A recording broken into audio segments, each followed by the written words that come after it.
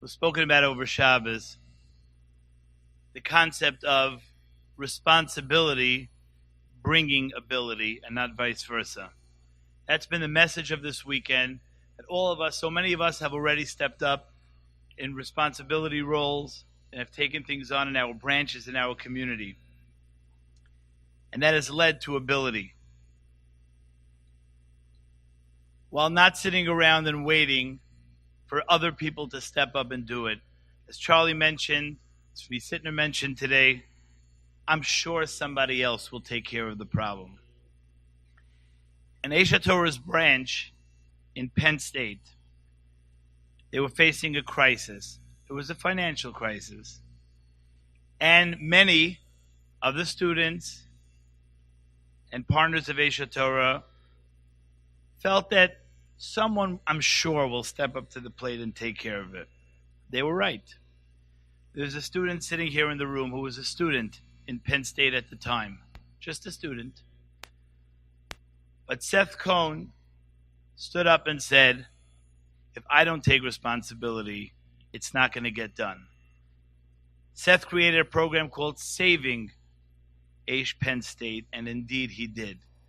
And to tell you about that, and just a small example of the students and leaders that Aish has created around the world, I introduce to you Seth Cohen.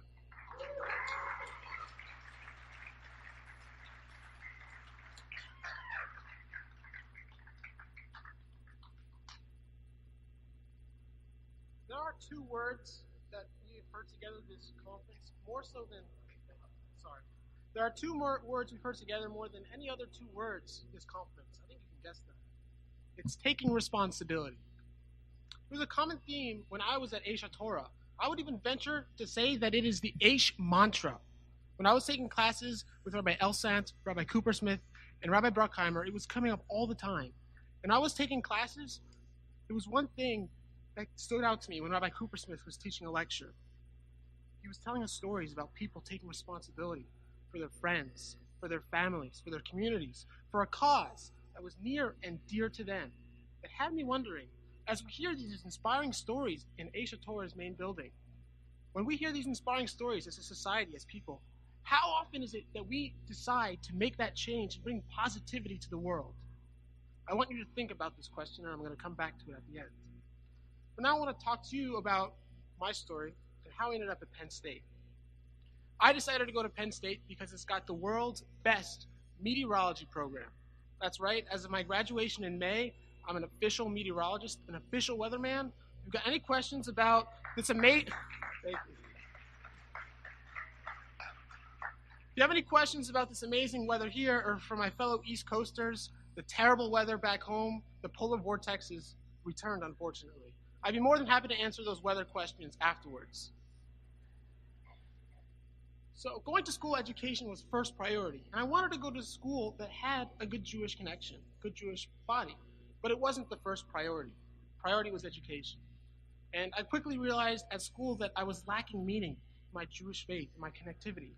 I even considered transferring back home to University of Maryland, which has a good Jewish connection, obviously didn't stay tuition, and it would be a better Jewish connection for myself. Thankfully, it never came to that. I was reading through a Hillel newsletter, got connected to this guy. His name, you might know him, is Rabbi Ricky, who I'm so happy is here with us today. I don't know where you are, but thank you. As you hear through this story, I would not be here today if it weren't for Rabbi Ricky and for all the amazing people at Aish, so thank you so much.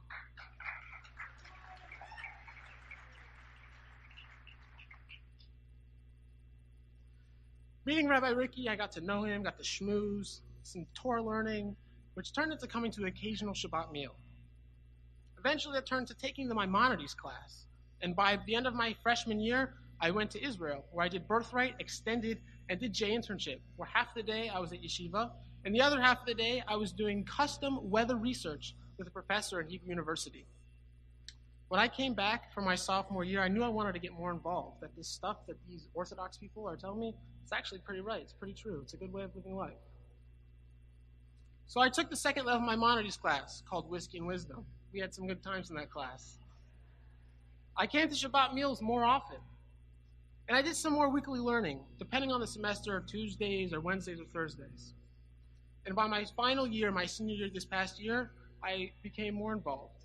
I started learning on my own, learning the weekly Parsha. I came to Shabbat meals almost every Friday and every Saturday. And by the time I hit my last semester this past spring, I made the big change.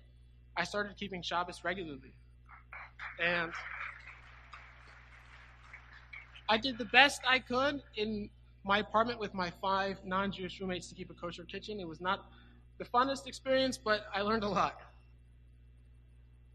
I had grown up going to a pluralistic Jewish day school, and I learned a lot. The do's, the don'ts, the yeses, the no's, kosher, this, that, no cheeseburgers. I had a pretty strong foundation.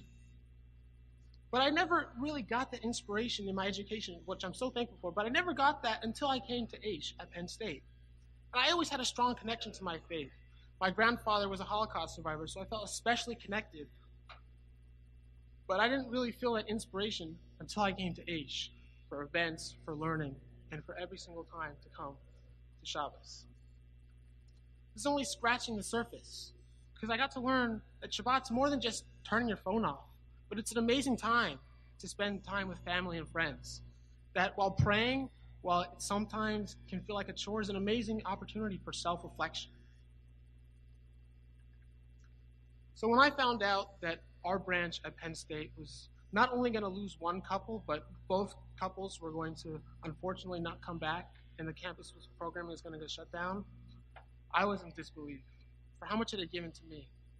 But it wasn't about me, because I'm about to graduate. So if Aish left Penn State, what's there for me? That doesn't matter. I'm going to go do whatever I want. It was for the students that are there now, and the students that could be going there that would lose that connection to their faith and their heritage that Aish provided for me and the students there. So I said, no, we cannot take this for an answer. So I decided I would try and do something about it. At first, I met with 3 of my friends, Rachel Goldberg, Lauren Shane, and Brian Wegman. We all interviewed each other, we told our Aish stories, and we sent it out as a video online. It didn't gain a whole lot of traction.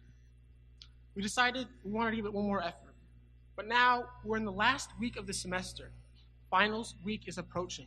We got final exams, projects, essays that we've got to get done. But we decided this was too important to us, so we give it one last crack. Instead of doing 4 interviews, we did 20. Students and alumni of Aish Penn State, where we told our Aish stories. We made 2 videos instead of 1. The first video is a 40-minute video, each person's interview complete. The second is a 4-minute trailer video getting the best tidbits, the best gold nuggets, drawing the emotion out of each person's story into an accessible 4-minute video. And we put those both on our fundraising website. We had 5 days before finals week. 5 days to reach our campaign goal. 5 days to save our campus. 5 days to raise $100,000. Thankfully, unfortunately, I don't have the time to show it to you, but our videos were very powerful, and through some of the help from a couple of Aish branches, we had matching donors that would lower our total to $30,000. If we could get to 30, they'd get us the remaining 70 to take us to 100. We would all huddle up every afternoon in the Aish Boys' House. My slogan to them was, from Timbuktu to China, you call your mom, you call your dad, you call your brother, your sister, your aunt, your uncle, your niece, your nephew, heck, call your next door neighbor, call your cat, call your dog, call anybody that's going to donate. Because we have to raise a heck of a lot of money. And that's what we did for 5 days. And we did it. We raised and we met our goal. And I can say with much joy and much happiness that the Molina family is happily and proudly serving the Jewish community at Penn State this year.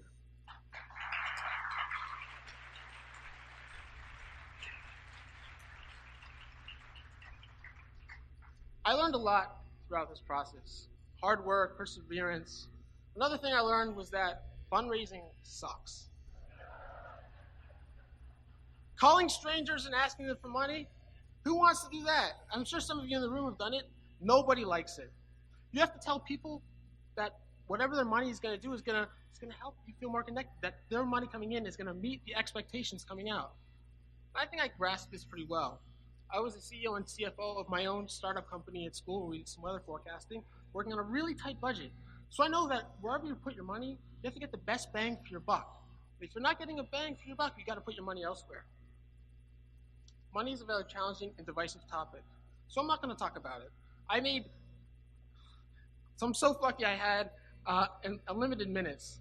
I went out and looked at my phone bill. I made over 600 phone calls those 5 days. So I'm done. I'm retiring from asking for money. Done with it. But what I will talk about are those expectations. What was going on at Penn State?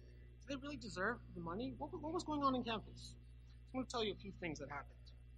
Because Penn State's a special place, a place where things happen there that don't happen in other places, not on other college campuses, period. The first is how Penn State got their first kosher dining hall. Now, for some context, Penn State didn't have a kosher dining hall until about a year and a half ago.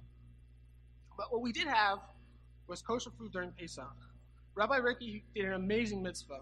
1 week of the year for Passover, we would have kosher food in one of the dining halls because Rabbi Ricky would kosher it so we could have as much matzah pizza, matzah lasagna as we wanted.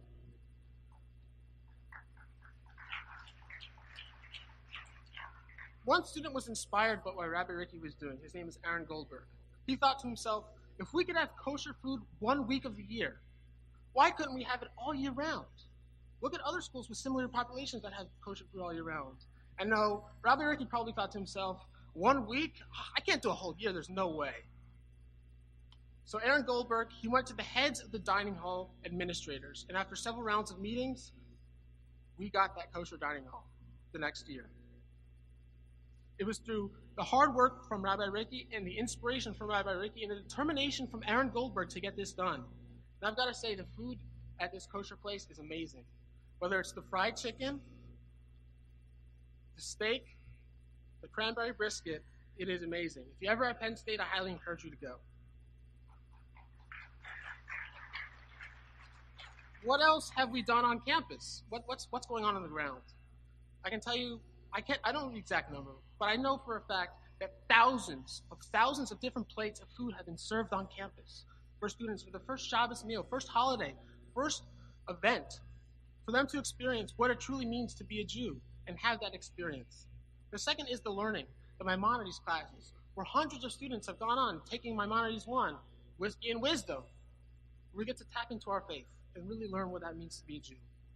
And the third are the trips. Hundreds of students on Israel trips, Poland trips, Brazil, England, Spain, over the last 5 years. Dozens of these students have gone on to yeshiva and seminary programs. I'm one of them right here. And when I went to Aish Torah this past summer, I met some of my former classmates. Rabbi Josh told me that some of these students that have come back are now openly and proudly wearing yarmulkes on campus. For some of you, this might sound like a nice thing, but let me put this into context for you. Penn State doesn't have an established Orthodox community. We've got the 2 Chabad rabbis, the Aish rabbi, and that's it. We don't have a kosher establishment until this recently came. So to have 4 students openly and proudly show their faith on campus, when as recently as last year there was an anti-Semitic attack against a Jewish fraternity, is an amazing feat to show that they are not afraid and they're proud to be Jews.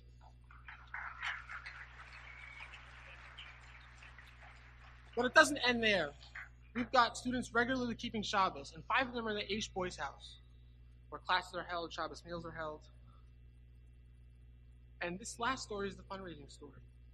There is no single event that better demonstrates an organization's success than when the students, the beneficiaries, are the ones that are fighting for it during the most challenging of times, the week before finals week. We had our grades that we had to worry about, but we put them on the line because this was too important to us. It was too important to us at Penn State. The students wearing kippahs, the students wearing yarmulkes that were keeping Shabbos and that were proud to be Jews. I would name the names, but I'm running out of time. I'm sorry. So I cannot let this outlet go away, and we as Jews, we cannot let these Jewish outlets go away going forward. This is clearly something that's near and dear to me in my heart. And I will fight for Aish Penn State until its final days, and I hope those final days won't be for a long, long time. Due to how much it is given to me, the students at Penn State now, and what it can give down the road. I challenge every one of you in this room right now to find a cause that is more important to you than anything else in the world like Aish Penn State is to me. If I could do it, if we could do it, why can't you? 5 days, $100,000, silly, crazy, rambunctious college students, if we could raise $100,000 in 5 days, then I know whatever it is that you want to accomplish in this world, then you can do it too. There's not a shadow of doubt in my mind, because the Vigons, the Grants, and the Molinas pour their hearts out to us in the middle of Pennsylvania, the middle of nowhere, to show us what it means to be a Jew. I want to thank the student volunteers who poured their time, hearts, and energy out into saving our campus. I want to thank the anonymous donors, who unfortunately I couldn't thank in person, for their incredible generosity. If you're in the room, if you're watching online, thank you so much. I want us to conclude by thanking Rabbi Seaberg, Ariel Kotler, and editor-in-chief of Aish.com, Rabbi Nechemi Coopersmith, for allowing me to share this story with you. Thank you, and Shavua Tov.